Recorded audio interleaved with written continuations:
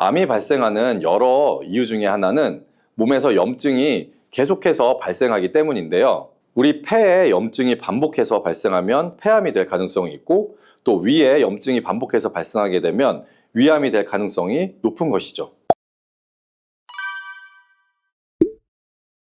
당근이 몸에 좋다는 사실은 이미 알고 계시죠? 몸에 좋다는 당근도 먹는 방법과 또 함께 먹는 음식에 따라 몸에 독이 될 수도 있고 보약이 될 수도 있다는 사실 알고 계신가요? 당근과 함께 먹으면 보약이 되는 음식과 당근을 먹는 방법, 그리고 당근을 제대로 먹었을 때 나타나는 놀라운 효능까지 당근에 대한 모든 것을 알려드릴게요.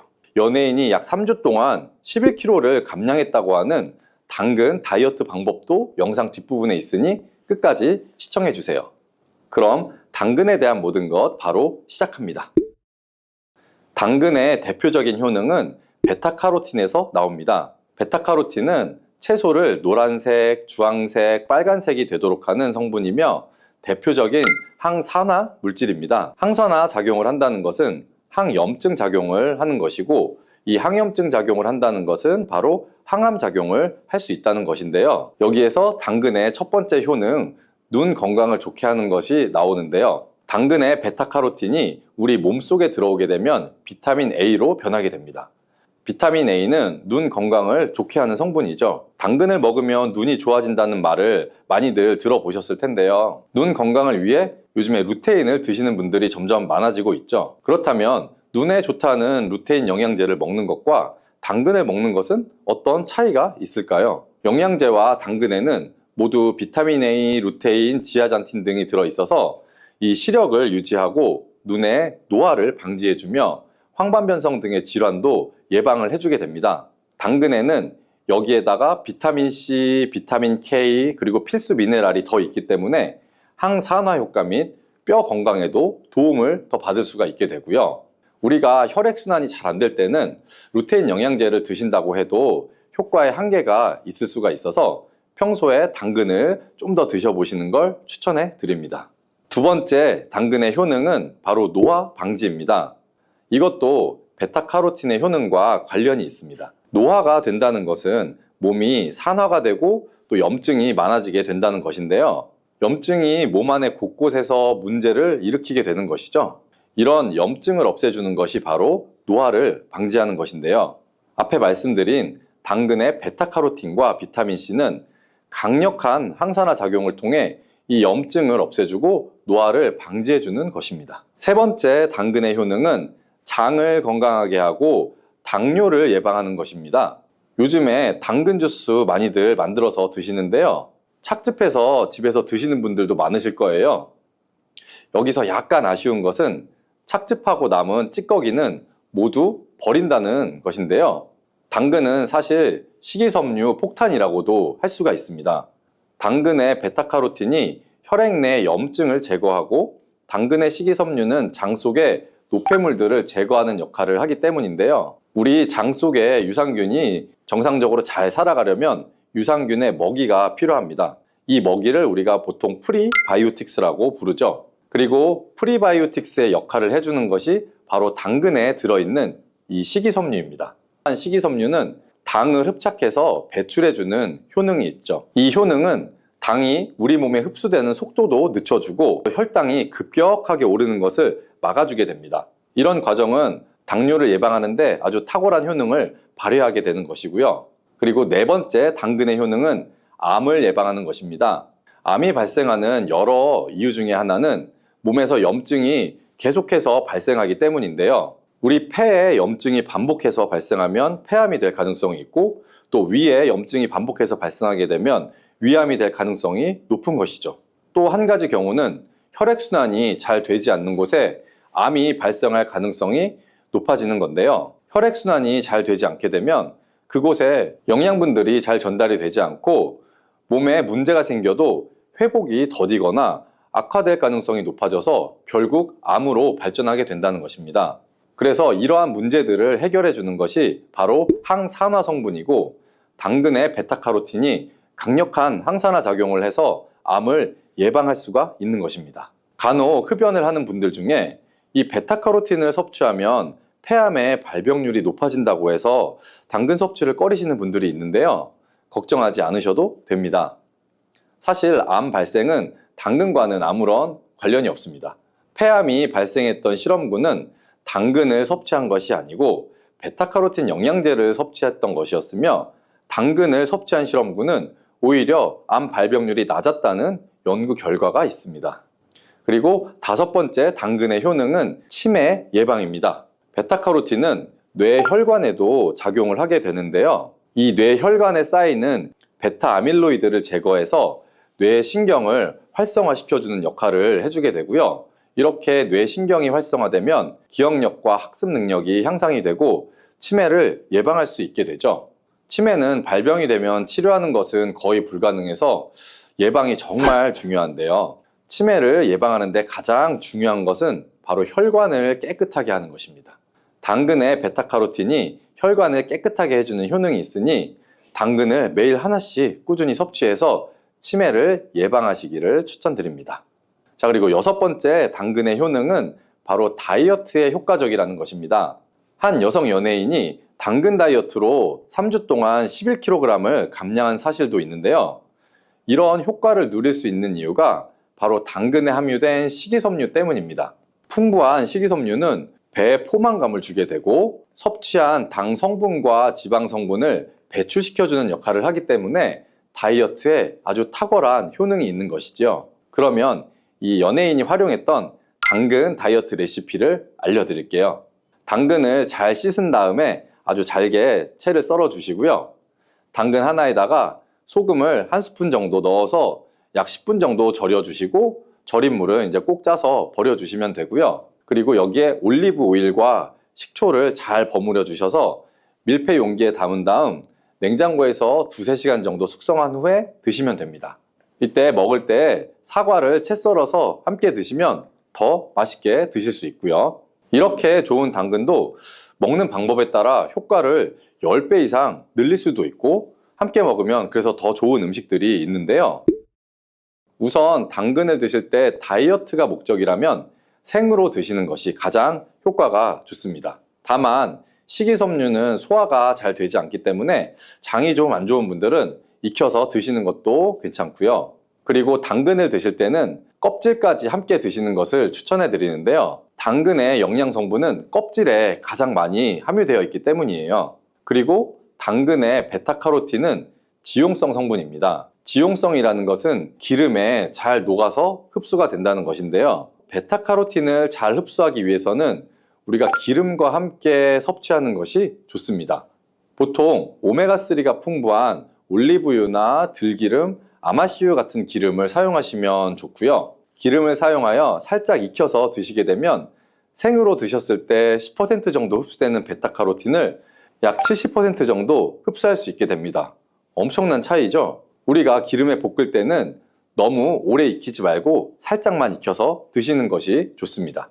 너무 오래 볶으면 오메가3를 함유한 기름도 산패가 될 수 있기 때문에 문제가 될 수 있고요. 그래서 약간만 볶아주시면 됩니다. 그리고 마지막으로 함께 먹으면 좋은 음식들을 알려드릴게요. 몇 년 전부터 유행하고 있는 주스가 있죠. 바로 ABC 주스라고 하는데요. 여기에 들어가는 재료는 사과, 비트, 그리고 당근이죠. 이 세 가지를 함께 가른 다음에 주스로 마시면 항산화 폭탄 주스를 마시게 되는 것인데요. 이 세 가지 중에 비트의 효능이 혈관을 확장시켜주는 역할을 합니다.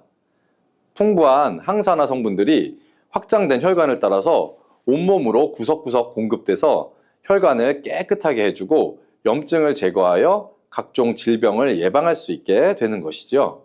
다만 비트에는 옥살산이 함유되어 있는데 이 옥살산이 신장의 결석을 유발할 수 있기 때문에 신장이 약하신 분들은 약간의 주의가 필요하고요. 그래서 요즘에는 이 비트를 빼고 사과, 양배추, 당근 이렇게 세 가지를 넣은 ACC 주스도 많이 드시는데요. 양배추는 우리 몸에 진액을 보충해 주어서 점막을 촉촉하게 해주는 효능이 있기 때문에 외부로부터 들어오는 바이러스와 이물질을 배출시켜 주는데 탁월한 효능이 있습니다. 그리고 항암 효과를 극대화시켜 줄 수 있는 음식도 하나 알려드릴게요. 바로 브로콜리와 단호박을 당근과 함께 드시면 되는데요. 이 세 가지를 생으로 그냥 드시는 것보다 찜기에 넣고 쪄서 드시면 흡수율을 훨씬 높일 수가 있고요. 여기에 올리브 오일과 약간의 소금을 넣고 물과 함께 섞어서 드시면 아주 맛도 좋고 건강에도 좋은 강력한 항암 주스로 드실 수가 있습니다. 시금치 속 철분을 토마토처럼 비타민C가 풍부한 음식과 먹으면 좋다고 해서 빈혈이나 당뇨가 있으신 분들이 함께 많이 드시는 경우도 있는데 신장이 약하신 분들한테는 특히 좋지 않은 궁합이에요. 왜냐면 바로 시금치 속에 옥살산이라는 성분 때문인데 옥살산이 혈액 속 칼슘과 만나게 되면 작고 뾰족한 결정 모양으로 체내에 쌓여서 결석을 만들게 되죠. 그렇게 되면 근육통과 근육 경련뿐 아니라 심하면 신장 결석까지 유발시킬 수가 있어요. 또한 시금치의 성분이 토마토의 라이코펜 흡수를 방해하는 작용도 일어날 수가 있어요. 토마토가 슈퍼푸드로 손꼽히는 이유가 바로 이 라이코펜 성분이기 때문인데요. 이 라이코펜은 강력한 항산화 물질이에요. 몸속의 산화 스트레스와 염증도 줄여주고 암을 예방하는 놀라운 성분이죠. 또 라이코펜은 폐암, 전립선암, 유방암과 결장암 등 다양한 암의 예방에 엄청난 효과가 있다고 해요. 혈관은 건강하게 해주고 동맥경화와 심혈관 질환의 예방에 탁월하죠. 하이오즈 주립대학의 연구에 따르면 토마토를 시금치와 함께 드시면 이 기적의 성분인 라이코펜 흡수율이 무려 50%나 감소가 된다고 해요. 토마토와 시금치를 함께 드시면 안 되겠죠. 토마토를 드실 때 숙성되지 않은 초록색 토마토는 주의하시길 바래요. 숙성되지 않은 덜 익은 토마토에는 솔라닌이라고 하는 독성 물질을 함유하고 있는데 식탁위의 보약인 토마토는 세계 10대 푸드 중 하나로 영양소 폭탄인데요. 토마토에는 라이코펜을 비롯해 각종 비타민과 이 필수 영양소가 많이 들어있죠. 면역력 강화나 성인병 예방, 항암 효과, 항노화 등 다양한 효능과 연구도 진행되고 있죠. 최근에는 세계에서 가장 많이 소비되는 채소로 알려지면서 토마토의 효능에 대한 관심도 더욱 높아지고 있는데 토마토와 함께 먹으면 안 되는 음식과 주의할 점, 그리고 토마토와 함께 드시면 보약이 되는 음식까지 토마토에 대해서 모든 거 알려드릴게요.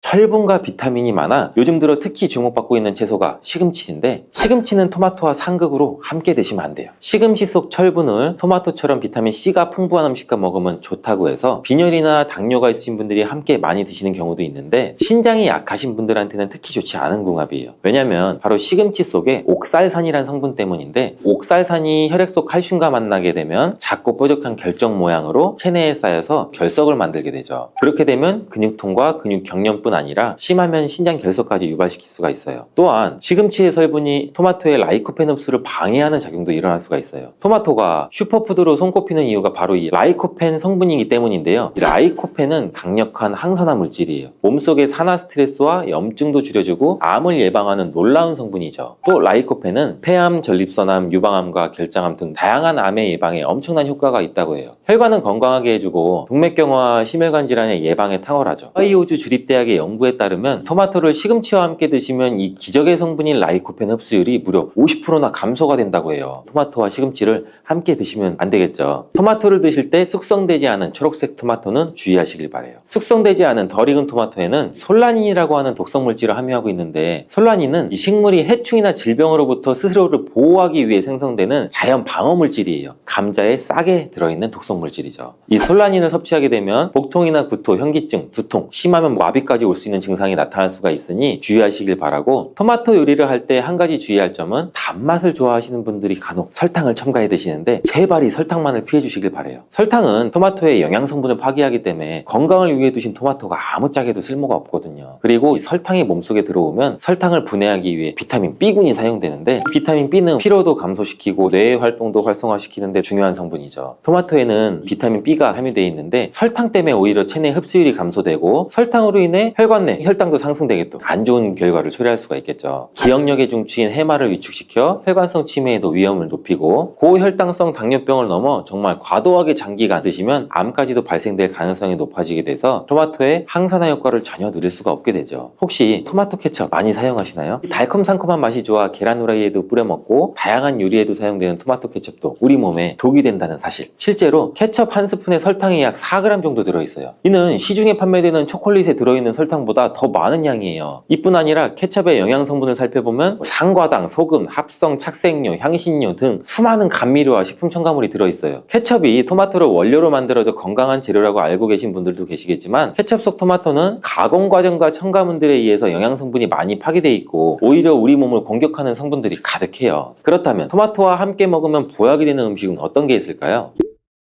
토마토는 비타민, 베타카로틴, 라이코펜, 무기질 등 영양성분이 굉장히 풍부해요. 한 가지 부족한 영양성분은 단백질이에요. 양질의 단백질과 함께 드시게 되면 거의 완벽한 영양성분을 우리 몸에 보충할 수 있는데 그 중에서도 특히 추천드리는 것은 고기예요. 50대 이후 나이가 들수록 꼭 고기를 챙겨 드셔야 하는 가장 큰 이유는 단백질인데, 단백질은 우리 몸의 중요한 구성 성분으로 세포와 근육의 주 재료라서 만약 단백질 섭취가 부족하면 잇몸도 약해지고 치아도 빠지기도 하고 머리카락도 얇아져 탈모가 오기도 하고 면역세포를 충분히 만들어내지 못하게 돼요. 물론 콩과 두부도 훌륭한 단백질 공급원이지만 이 식물성 단백질은 필수 아미노산의 종류나 양이 충분하지 않을 수가 있어요. 반면 동물성 단백질은 식물성 단백질보다 우리 몸에 흡수가 잘 되기 때문에 나이가 들수록 반드시 조금이라도 챙겨 드셔야 돼요. 또한 단백질은 행복 호르몬으로 알려진 세로토닌의 원료로 우울증을 예방하는 효과도 있어요. 특히 돼지고기 속에 풍부한 비타민 B1은 뇌 기능을 활성화해서 치매를 예방해 주기도 해요. 이렇게 좋은 고기를 섭취할 때도 한 가지 문제가 있는데,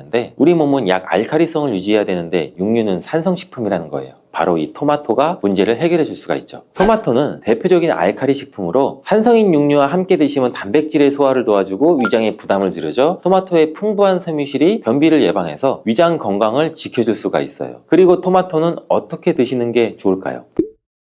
바로 익혀서 드시는 거예요. 토마토를 익혀서 드시게 되면 라이코펜의 체내 흡수율이 10배 이상 올라간다고 해요. 88도의 온도로 2분간 조리를 하면 라이코펜의 흡수율이 6% 상승하고 15분간 조리하면 17%, 30분간 조리하면 35%의 라이코펜의 흡수율이 상승하는 것으로 알려져 있어요. 이렇게 되는 이유는 토마토에 열을 가하게 되면 세포벽이 파괴되면서 라이코펜이 쉽게 용해가 되기 때문이라고 해요. 이렇게 익히게 되면 토마토의 비타민이 파괴되지 않을까? 걱정되죠? 걱정 안 하셔도 돼요. 다른 채소와는 달리 토마토는 비타민 A와 비타민 C가 풍부한데 가열할 때 오히려 19% 정도나 증가하는 것으로 밝혀졌어요. 익혀 드실 때 한 가지 더 알고 계시면 좋은데, 그것은 바로 기름에 조리를 하면 좋다는 거예요. 라이코펜은 지용성 영양성분으로 기름에 조리하게 되면 체내 흡수율을 더욱 높일 수 있게 돼요. 토마토 요리를 드실 때 오메가3의 함량이 높은 올리브유와 함께 드시는 것을 추천해드려요. 올리브유 속 불포화 지방산인 올레산은 몸에 해로운 LDL 콜레스테롤을 줄여주고 산화 스트레스를 막아줘 혈관과 신장을 보호해주고 몸에 이로운 HDL 콜레스테롤의 효율도 높여줘요. 또한 올리브유의 항산화 성분인 폴리페놀이 토마토의 라이코펜과 함께 시너지 효과를 나타내어 최고의 항암 음식이 된답니다. 들기름도 참 좋은데 들기름을 조리하실 때는 주의할 점이, 가열하게 되면 산패가 돼서 오히려 건강에 해로울 수 있으니 토마토를 볶을 때 마지막에 넣거나 다 볶은 후에 들기름을 곁들여서 드시기를 바라겠어요. 토마토의 라이코펜은 껍질의 함량이 과육보다 약 5배가 높기 때문에 토마토의 껍질까지 함께 드시는 것이 좋아요. 같은 중량이면 일반 토마토보다는 방울토마토가 더 좋은데 그 이유가 바로 껍질 때문이에요. 일반 토마토보다 방울토마토의 껍질이 훨씬 많기 때문인데, 이때 당근과 함께 드시면 시너지 효과가 폭발하는데, 토마토에는 라이코펜이 있다면 당근에는 베타카로틴이 있죠. 당근의 특성도 토마토와 비슷한데 익혀서 드실 때 영양성분의 흡수율이 올라가고, 베타카로틴 역시 지용성 성분이에요. 그래서 기름과 함께 섭취할 때 체내 흡수율을 높일 수가 있어요. 그리고 주목할 것은 당근과 토마토를 합친 공복에 먹을 때 최고의 항암식품이 될 수가 있어요. 토마토 당근 주스를 만들어 드시면 공복에도 부담 없이 정말 좋은데, 만드는 방법도 간단하죠. 토마토와 당근을 적당한 크기로 잘라 올리브유에 살짝 익혀서 믹서기에 넣고 물 1컵 정도 넣고 갈아서 드시면 되죠. 취향에 따라 소금을 살짝 넣으셔도 되고, 이렇게 만든 당근 토마토 주스는 암 예방뿐 아니라 혈관을 건강하게 하는데도 탁월한 효능을 발휘하고 면역력 강화와 피부 미용에도 효과가 좋아요. 토마토는 소금과 잘 어울리는데, 토마토에는 콜라겐 생성에 필수적이고 암과 싸워주는 비타민 C가 매우 풍부한데, 소금과 함께 드시면 비타민 C와 라이코펜의 흡수율도 높아져요. 문제는 토마토의 비타민 C는 공기 중에 산소와 만나면 쉽게 산화가 돼요. 이때 토마토를 자른 단면에 소금을 살짝 뿌려주시면 토마토에 얇은 막을 씌워줄 수 있거든요. 비타민 C의 산화를 억제해주는 데 도움을 줄 수가 있어요. 소금이 걱정이시겠지만 토마토에는 혈압을 낮추고 심혈관 질환의 발병률을 줄여주는 칼륨이 매우 풍부하게 들어있어서 칼륨이 오히려 나트륨을 배출해주고 오히려 세포와 에너지의 대사가 원활해지는 효과가 있어요. 또 토마토와 함께 드시면 좋은 식품으로 계란을 빼놓을 수가 없죠. 완전 식품의 대표주자 계란에는 단백질이 풍부하지만 비타민 C와 식이섬유가 부족한데, 이를 토마토가 보충해줘서 토마토의 부족한 단백질을 계란이 보충해줘요. 함께 섭취할 때 좋은 시너지 효과를 낼 수가 있어요. 토마토의 라이코펜도 계란과 함께 섭취 시 체내 흡수율이 높아지고 항산화 효과와 면역력 강화에도 좋은 효과를 나타낼 수가 있죠. 토마토와 계란은 함께 볶아서 드시면 되는데, 만드는 방법도 알려드릴게요. 먼저 계란을 풀어 달궈진 팬에 넣고 스크램블처럼 만들어주죠. 만든 스크램블은 접시에 옮겨 놓고 팬에 올리브유를 우유를 넣고 다진 파를 볶아 파기름을 내줘요. 그리고 적당한 크기로 자른 토마토를 넣고 잘 볶다가 마무리 될 때쯤에 접시에 옮겨 놓았던 스크램블을 넣고 조금 더 볶아주면 끝. 정말 간단하죠. 취향에 따라서 간장이나 굴소스 같은 조미료를 기호에 따라 살짝씩 첨가해 주셔도 되죠. 이렇게 토마토 계란 볶음은 아침 공복에 드시면 소화도 잘 될 뿐 아니라 풍부한 영양 성분과 계란의 포만감으로 다이어트에도 정말 좋은 식품이 돼요. 브로콜리도 참 좋은데 브로콜리는 토마토와 함께 세계 10대 푸드에 들어가는 채소예요. 토마토가 전립선 암에 좋다고 했는데 브로콜리와 함께 섭취하시게 되면 효과는 더욱 증가된다는 연구 결과도 있어요. 또한 브로콜리는 토마토의 영양 성분 흡수율을 높여주고 혈압을 조절해주고 동맥경화를 예방하는 데에도 도움을 준다고 해요. 또 아보카도라는 과일 알고 계시죠? 아보카도 또한 토마토와 함께 먹으면 좋은 음식인데 아보카도에는 불포화 지방산이 풍부해서 토마토의 라이코펜 성분을 흡수하는 데 도움을 줘요. 아보카도에는 루테인, 지아잔틴 같은 이 카로티노이드 성분도 풍부해서 눈 건강에도 도움을 주는 효과도 발휘하기도 하죠.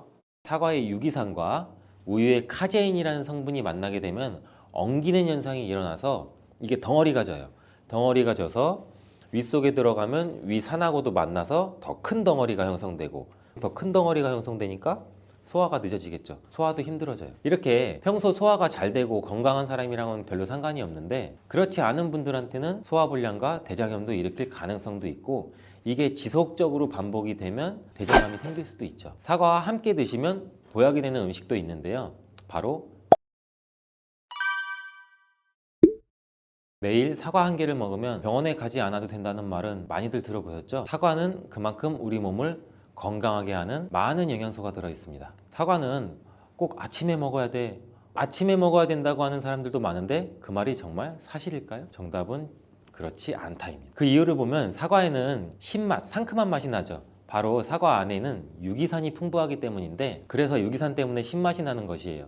이 유기산은 우리 몸에 이로운 정도 있지만 평소에 속쓰림이 자주 있거나 위염, 식도염이 있는 분들이 아침에 공복에 사과를 먹게 되면 우리 몸의 위 점막에 심한 자극을 줄 수 있어요. 빈속에 안 그래도 속이 쓰리신 분도 많은데 음식물이 있을 때 위 안에서 위산이 분비되고 위액이 분비돼야 중화가 되면서 우리 위도 코팅이 되고 건강한데 음식이 없을 때 위산이 분비되면 오히려 위벽을 깎아먹게 되는 효과를 나타내거든요. 그래서 평소에 위가 약하거나 위염이 있으신 분들, 역류성 식도염이 있으신 분들 이러신 분들 같은 경우에는 공복에 사과를 드시는 게 오히려 독이 될 수가 있습니다. 또한 마늘과 파 같은 음식은 열을 내는 음식이라고 하면 우리 사과는 우리 몸을 차갑게 하는 과일이라서 몸이 찬 분들은 사과를 드실 때 또 주의를 하셔야 돼요. 위염 같은 증상이 있는 분들은 공복에 사과를 드시면 사과가 소화도 되지 않고 설사를 하게 될 가능성도 높고 평소에 아랫배가 차거나 손발이 차서 수족냉증에 걸리신 분들도 많으시고 혈액순환도 안 되고 또 생리기간 중에 있으신 여성분들도 사과를 드실 때는 주의하셔야 됩니다. 이런 분들이 사과를 드실 때는 아침에 공복보다는 아침 식사 후에 드시는 게 좋고 사과를 보관할 때도 보통 냉장고에 보관했다가 차게 해서 꺼내 드시잖아요. 냉장고에서 꺼낸 사과를 바로 드시면 시원하고 아삭해서 맛있죠.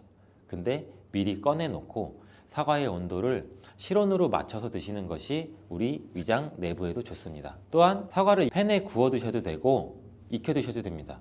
그렇다면 왜 아침에 먹는 사과가 보약이라는 말이 굉장히 우리가 많이 알고 있을까요? 건강하신 분들은 사과를 아침 공복에 드시면 더욱 좋은데 그 이유는 사과에는 팩틴이라는 식이섬유가 풍부해 우리 장 운동을 활발하게 하고 장내 노폐물을 배출하는 데 도움을 줘 하루를 건강하게 시작할 수 있기 때문입니다. 한 가지 꼭 기억하셔야 할 점은 사과를 껍질째 드셔야 한다는 것입니다. 실제 연구에서는 사과의 껍질에는 안토시아닌이나 퀘르세틴, 에피카테킨 같은 이러한 식물성 폴리페놀 성분이 사과의 그 과육보다 사과 껍질에 훨씬 더 많이 함유되어 있는 것이 밝혀졌고 또 이러한 껍질을 버리고 깎고 먹게 되면 사과의 좋은 영양소는 극히 일부만 드시게 되는 것이죠. 사과에는 팩틴 말고도 정말 다양한 영양소가 있는데 사과에는 어떤 효능이나 영양소가 있는지 한번 알아보겠습니다. 사과는 먼저 장을 건강하게 해줘요. 요즘 프로바이오틱스, 프리바이오틱스 굉장히 많죠. 유산균. 이렇게 사과가 천연 프리바이오틱스로서 장내 우리 몸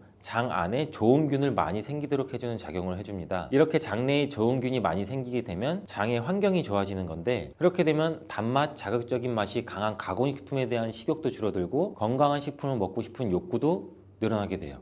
또 장이 건강해지면 우리 면역력이 또 좋아지고 이렇게 다 선순환으로 이어져 가는 건데 장에는 물론 좋은 세균, 나쁜 세균들이 굉장히 많이 존재가 해요. 근데 좋은 세균만 많아도 안 되고 나쁜 세균만 많아도 안 돼요. 좋은 세균, 나쁜 세균이 어느 정도 밸런스를 이루어져서 우리 몸에 면역력을 형성하게 되는데 그때도 굉장히 중요한 게 프로바이오틱스, 프리바이오틱스 우리가 흔히 많이 먹는 유산균입니다. 사과에도 아까 말씀드린 프리바이오틱스가 들어있고 또 사과를 드시면 자연스럽게 체중도 줄어들고 다이어트하는 효과까지 누릴 수 있게 돼요. 이렇게 사과를 먹게 되면 장내에서 소화가 되면서 뷰티르산 같은 단세지방산이 만들어지게 되는데 이 지방산이 우리 몸에 손상된 장벽을 회복시켜주는 역할을 해줘서 우리 장이 건강해지는 거예요. 장벽을 회복시키는 것이 중요한 이유가 우리 장벽이 손상되면 손상된 곳에 독소들이 하나하나씩 침투가 되게 되고 증상이 심해지면 장누수증후군이라는 질병도 발병이 되고 이런 증상이 나타나면 독소들이 혈액을 타고 돌아다니게 되고 악순환이 반복이 되는 거죠. 그래서 장이 안 좋아지면 피부에 염증도 일으킬 수가 있고 아토피와 같은 면역력이 이제 과잉되거나 면역력의 불균형 증상을 일으킬 수 있게 되는 거죠. 이렇게 사과를 드시면 이런 증상을 예방해 장이 건강해져 피부도 탄력 있게 밝아지게 하는 효과도 있고 사과 속의 풍부한 펙틴이 아까 장 운동도 활발하게 한다고 말씀드렸잖아요. 그렇게 되면 암을 유발할 수 있는 물질들이 장내에 오래 머물지 못하고 결국 대장암의 발병률도 서서히 줄어들게 되죠. 그리고 사과는 혈관도 깨끗하게 해주는데 혈관을 깨끗하게 해주면 뇌졸중, 고혈압, 심근경색 그런 혈관 질환도 같이 예방할 수 있게 되고 이렇게 혈관에 활성산소가 많아지게 되면 혈전이 생겨 혈액순환을 방해하기도 하고 혈관세포를 손상시켜 노화를 촉진시키기도 하는데 이러한 활성산소를 제거해 주는 게 우리가 흔히 알고 있는 항산화 영양제라고 해요. 말 그대로 활성산소가 우리 세포의 노화를 촉진시켜주고 우리 세포를 더 늙게 만들거든요. 이러한 것들을 제거해주는 항산화 영양소를 같이 섭취해주는 것도 매우 중요한데 그 항산화 영양소도 사과에 들어있다는 것을 알고 계시면 좋을 것 같습니다. 또한 이러한 활성산소를 제거해서 혈전이 생기는 것을 억제하는데 가장 큰 역할을 하는 게 플라보노이드 계열의 루틴이라는 성분인데 이 루틴이 사과에 굉장히 많이 들어있어요. 또한 사과에는 칼륨도 굉장히 많이 함유되어 있어서 칼륨은 혈관 내에 나트륨을 몸 밖으로 배출해주는 역할을 해요. 나트륨은 수분을 흡수하는데 칼륨이 부족하면 나트륨도 배출되지 않습니다. 이 나트륨은 혈압이 상승하며 혈관에 노폐물을 쌓이게 만드는데 사과를 섭취해서 칼륨을 공급해주면 혈압도 방지할 수 있고 노폐물을 배출시켜주는 역할도 같이 할 수 있습니다. 또한 이러한 칼륨은 혈관을 확장시키는 작용을 해서 혈액순환도 원활하게 하고 심장박동도 안정시키고 심장의 기능도 강화하는 데 도움을 줄 수 있는 성분이에요.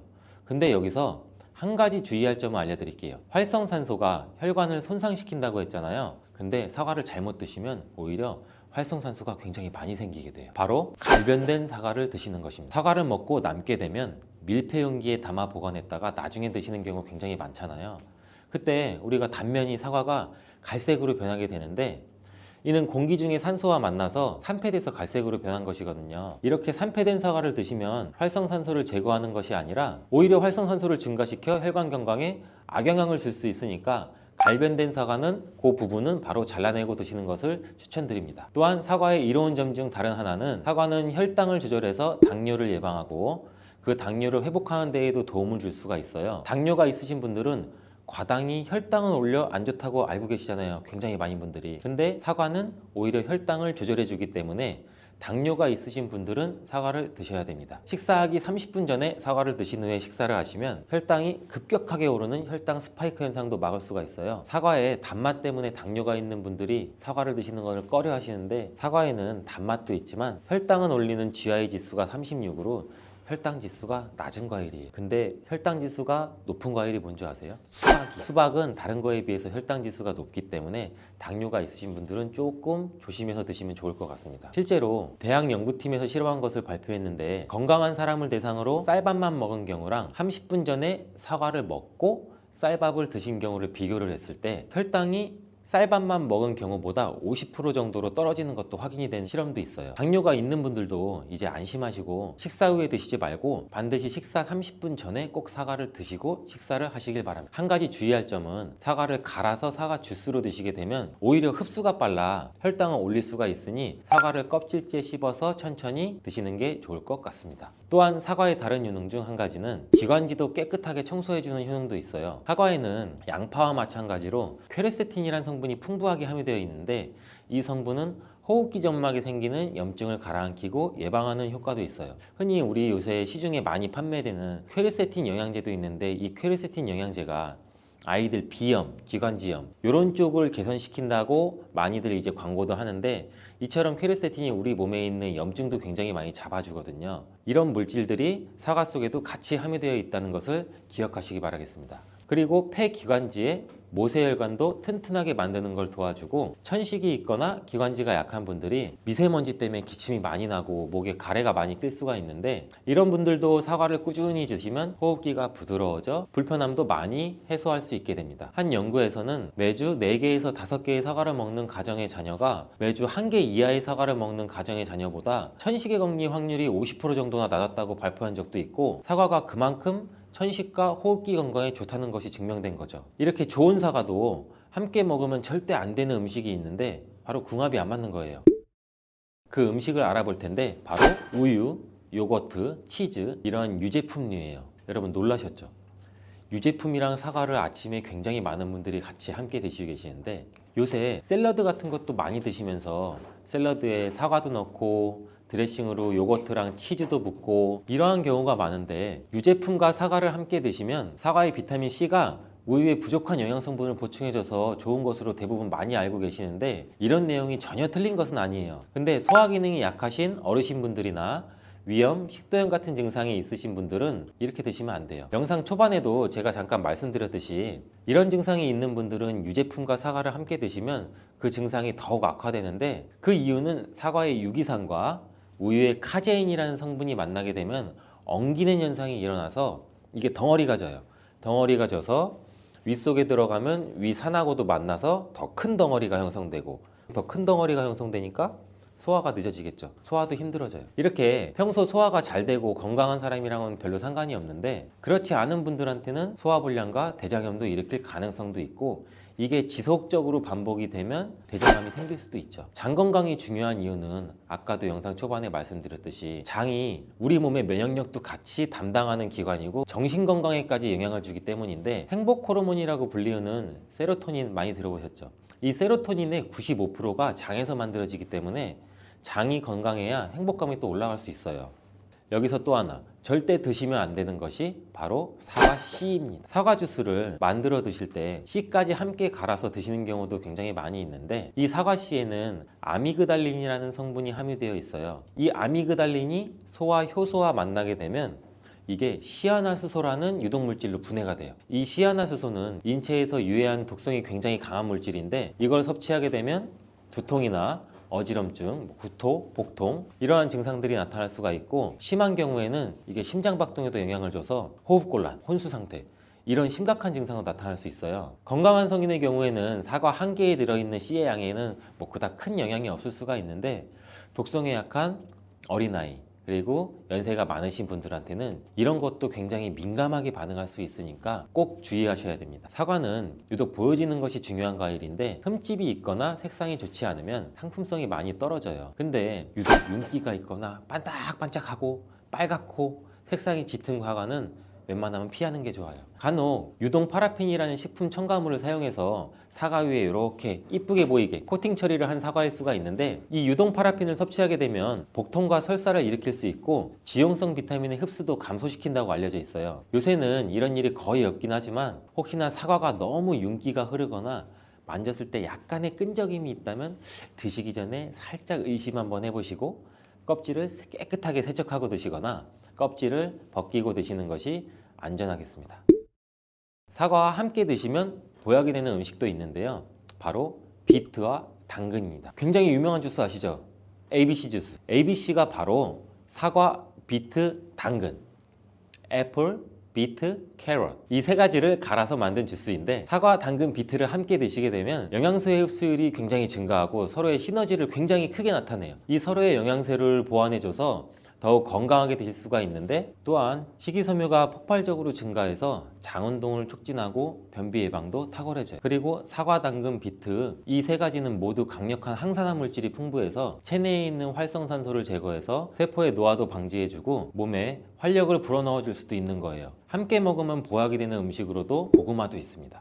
이 고구마에는 베타카로틴이라는 성분이 풍부해서 항암작용과 함께 면역력도 같이 강화해 주는데 혈관 건강에도 도움을 줄 수가 있어요. 고구마를 드시면 소화가 잘 안 되는 증상도 나타날 수가 있는데 이게 왜 그러냐면 고구마 속에 함유되어 있는 아마이드라는 성분이 장에서 이상 발효를 일으켜서 가스가 차고 소화불량 증상도 같이 나타나는 건데 이때 같이 사과와 함께 드시면 사과에 함유된 펙틴이 아마이드의 이상 발효 증상을 억제해서 가스가 차는 증상을 발생하지 않도록 도와주게 돼요. 또한 이러한 사과의 효능 중 하나인 혈관을 깨끗하게 하는 것을 고구마의 베타카로틴이 도와줘서 이 효능이 극대화가 돼서 건강에 정말 좋은 음식 궁합도 될 수 있답니다. 인슐린 저항성은 혈당을 낮추는 호르몬인 인슐린에 대한 신체의 반응이 감소함으로써 근육이나 지방세포가 포도당을 잘 섭취하지 못하게 되고 이를 해결하고자 더 많은 인슐린이 분비가 돼서 여러 문제를 유발하는 것을 의미해요. 바로 이 대사증후군을 완화시키는 데는 배가 큰 도움이 되는데 45세에서 65세 40명 정도를 대상으로 12주 동안 배를 섭취하게 한 후에 배를 섭취하지 않는 대조군과 비교를 한 실험이 있었어요. 이 실험에서 12주 동안 배를 섭취한 사람들은 수축기 혈압이 4에서 5 정도 낮아졌고 허리둘레 또한 줄어드는 게 확인이 되었죠. 배는 단맛이 좋지만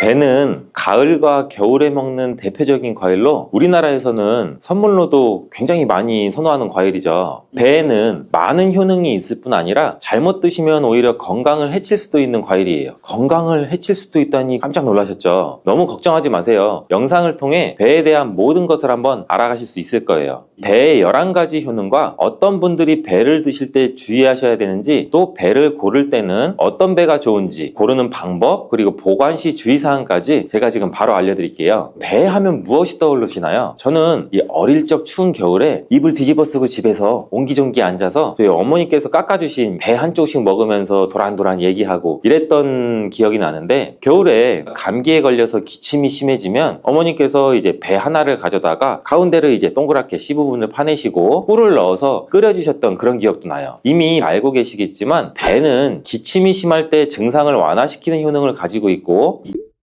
배의 첫 번째 효능은 기관지에 좋다는 거예요. 기관지에 염증이 생기면 기관지 점막에 분비물이 증가하는데 이렇게 되면 가래가 생기죠. 배에 풍부하게 들어있는 이 루테올린과 안토크라신 성분은 항염증 효과를 가지고 있어서 가래를 완화시키는 데 굉장히 큰 도움을 줄 수가 있어요. 배가 폐에 열을 내리고 기관지를 부드럽게 하는 진액 생성을 돕는 역할도 한다고 해요. 배의 과육에는 피로회복을 돕는 유기산과 비타민, 아미노산이 풍부하고 껍질에는 이 플라보노이드와 폴리페놀 등의 항산화 성분이 많이 들어있어서 면역력을 높이는 효과도 같이 갖고 있죠. 배가 몸에 좋다는 것을 알고 간혹 배를 이용한 가공식품, 배 음료를 드시는 분들이 많은데 100% 배로 만든 음료가 아닌 과당이나 설탕 등이 많이 들어간 배 첨가물의 가공식품은 주의하셔야 돼요. 이런 가공식품에는 단맛을 높이기 위해서 많은 양의 당 성분이나 설탕이 들어가게 되거든요. 바로 이 설탕이 문제죠. 아시겠지만 이런 가공식품 음료를 굉장히 많이 드시게 되면 설탕을 과다하게 흡수되는데 그렇게 되면 혈당이 급격하게 오르게 되고 높아진 혈당을 조절하기 위해서 인슐린도 과다하게 분비가 될 수가 있겠죠. 이렇게 되면 또 갑자기 혈당이 또 떨어지게 되고 저혈당 증상도 나타날 수가 있고 이런 증상이 계속 반복되다 보면은 췌장에 문제가 생길 수가 있죠. 더 나아가서 다양한 혈관 질환도 생길 수가 있겠죠. 정말 사소한 식습관으로 무서운 결과까지 초래할 수가 있는 거예요. 또한 신장뿐 아니라 윤 건강과 심장에도 무리를 주게 되고 나이가 들면서 얼굴에 주름이 늘어 거울 보기 싫으신 분들도 계시죠. 설탕을 많이 섭취하게 되면 바로 이 주름도 많이 생겨요. 이 설탕을 소화하면서 단백질과 지방이 뭉치는 현상이 나타나는데 이때 노화를 촉진시키는 활성산소라는 게 증가하게 돼요. 그렇게 되면 피부의 탄력을 유지시켜주는 콜라겐과 엘라스틴이 감소하게 돼서 피부에 주름이 늘어나고 탄력성도 떨어지게 되는 거죠. 두 번째 배의 효능은 미각을 살리는데 좋다는 거예요. 나이가 들면 들수록 음식을 먹어도 맛도 잘 모르겠고 침도 잘 안 생겨서 입안이 건조해지는 느낌이 있는 분들 많으실 거예요. 그 이유는 노화가 되면서 미각세포 기능이 떨어지기 때문인데 당뇨병이나 갑상선저하증 같은 질환이 있으신 분들이라면 이런 증상이 더욱 심하게 나타나기도 해요. 또 나이 들면서 혈압약도 우리 많이 드시잖아요. 고혈압약 안에 들어있는 캡토프릴이라는 성분의 부작용 중에 하나로 미각장애도 일으키기도 하거든요. 미각세포를 건강하게 유지하는데 가장 중요하면서도 기본이 되는 것은 침이 부족하지 않게 하고 항상 입안에 맑은 침이 충분히 나오게 하는 거예요. 매일 배를 한쪽씩 드시게 되면 입안에 침의 분비를 촉진시키고 침이 부족하지 않게 되고 미각을 미각을 살리는 데도 도움을 줄 수 있어요. 침이 부족하면 입안이 마르는 느낌이 있는 분들이라면 바로 이 배가 도움이 될 수 있는 거죠. 세 번째 배의 효능은 대사증후군으로 고통받는 분들에게 도움을 줄 수가 있죠. 대사증후군이란 복부 비만이나 고혈압, 당뇨병, 중성지방혈증 등 이런 질환이 한 개인에게서 한꺼번에 나타나는 것을 말하는데 원인은 아직 명확하진 않지만 대사증후군은 인슐린 저항성이 근본적인 문제라고 추정하고 있는 연구들도 많아요. 인슐린 저항성은 혈당을 낮추는 호르몬인 인슐린에 대한 신체의 반응이 감소함으로써 근육이나 지방세포가 포도당을 잘 섭취하지 못하게 되고 이를 해결하고자 더 많은 인슐린이 분비가 돼서 여러 문제를 유발하는 것을 의미해요. 바로 이 대사증후군을 완화시키는 데는 배가 큰 도움이 되는데 45세에서 65세 40명 정도를 대상으로 12주 동안 배를 섭취하게 한 후에 배를 섭취하지 않는 대조군과 비교를 한 실험이 있었어요. 이 실험에서 12주 동안 배를 섭취한 사람들은 수축기 혈압이 4에서 5 정도 낮아졌고 허리둘레 또한 줄어드는 게 확인이 되었죠. 배는 단맛이 좋지만 식이섬유가 풍부하기 때문에 허리둘레를 줄이는 데 도움이 되었던 거예요. 그렇지만 과유불급 너무 많이 드시는 것은 오히려 건강을 해칠 수가 있는데요. 당뇨가 있는 분들이라면 하루에 배 4분의 1이나 반쪽 정도씩 드시고 당뇨가 없는 분들이라면 하루 1개 정도 드시는 거를 권장해 드려요. 네 번째 배의 효능은 체질적으로 건조한 분들에게 도움을 줄 수가 있어요. 배를 드시게 되면 몸속에서 세포의 점액질 분비를 활성화하게 돼서 건조한 세포막을 촉촉하게 해줘요. 한의학 쪽에서는 이를 윤조라고 불리기도 하는데 음을 보하고 진액을 생겨나게 하는 방법이란 의미를 가지고 있어요. 세포막이 건조하게 되면 몸 안의 독소가 세포에 달라붙게 되고 배출이 쉽지 않게 되죠. 건강에 악영향을 주게 되는 건데 이때 배를 많이 섭취하게 되면 이런 증상을 어느 정도 완화시켜서 몸을 건강하게 하는 거예요.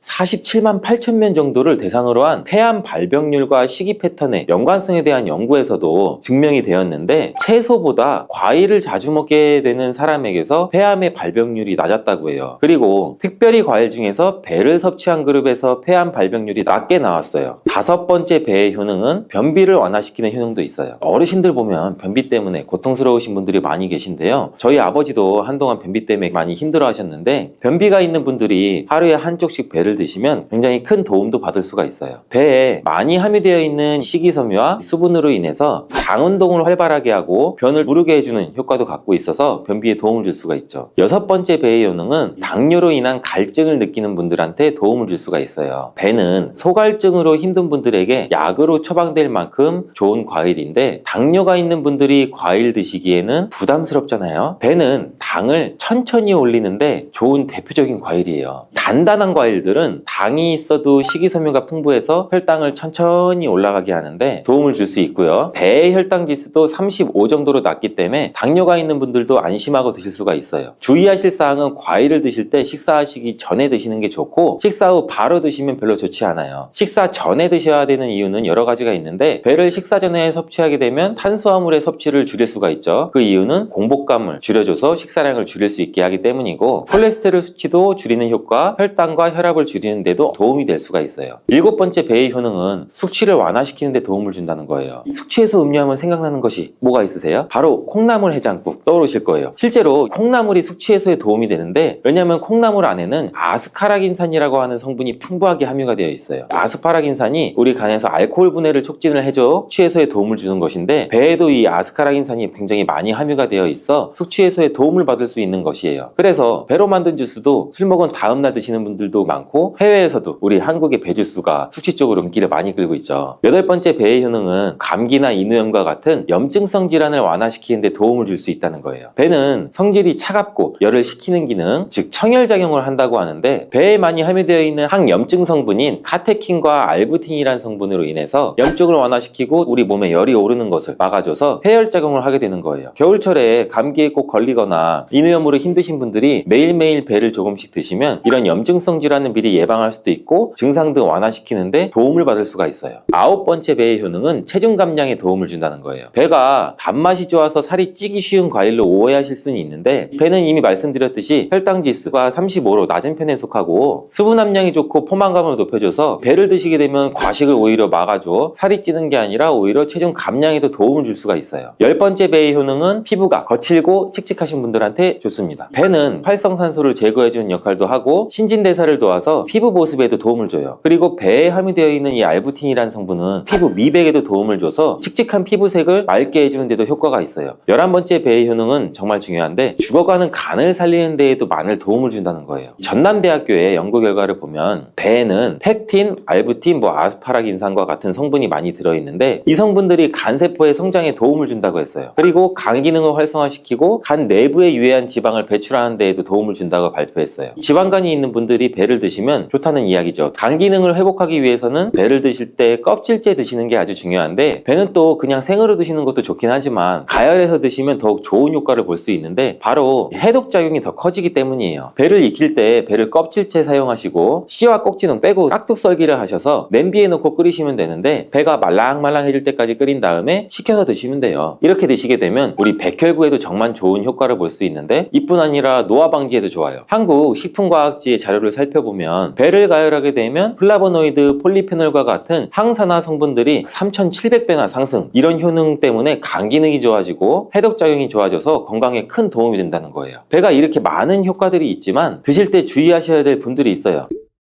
첫 번째는 몸이 찬 분들이에요. 수족냉증이 있거나 뱃속이 차가워서 소화를 잘 못 시키시는 분들은 배를 많이 드시면 좋지 않아요. 배가 찬 기운을 갖고 있다고 말씀드렸잖아요. 바로 이 때문에 몸이 찬 분들이 배를 드시게 되면 체온이 더 떨어지고 그렇게 되면 혈액의 흐름에도 어느 정도 영향을 미칠 수가 있겠죠. 또한 배가 소화 기능에 좋은 기능도 있지만 속이 찬 분들이 배를 드시면 소화기관이 더욱 차갑게 돼서 소화가 더 안 되는 일이 발생될 수가 있는 거예요. 두 번째로 배를 드실 때 주의할 분들은 신장이 약한 분이에요. 배에는 수분이 많아서 다른 좋은 점들도 있지만 신장이 약한 분들이 배를 너무 많이 드시게 되면 수분으로 인해서 이뇨작용이 오히려 활발하게 일어나는데 이로 인해서 오히려 수분의 손실이 심해질 수도 있고 소변이 농축돼서 신장에 무리를 줘서 결석 같은 것도 유발하게 될 가능성도 가지고는 있어요.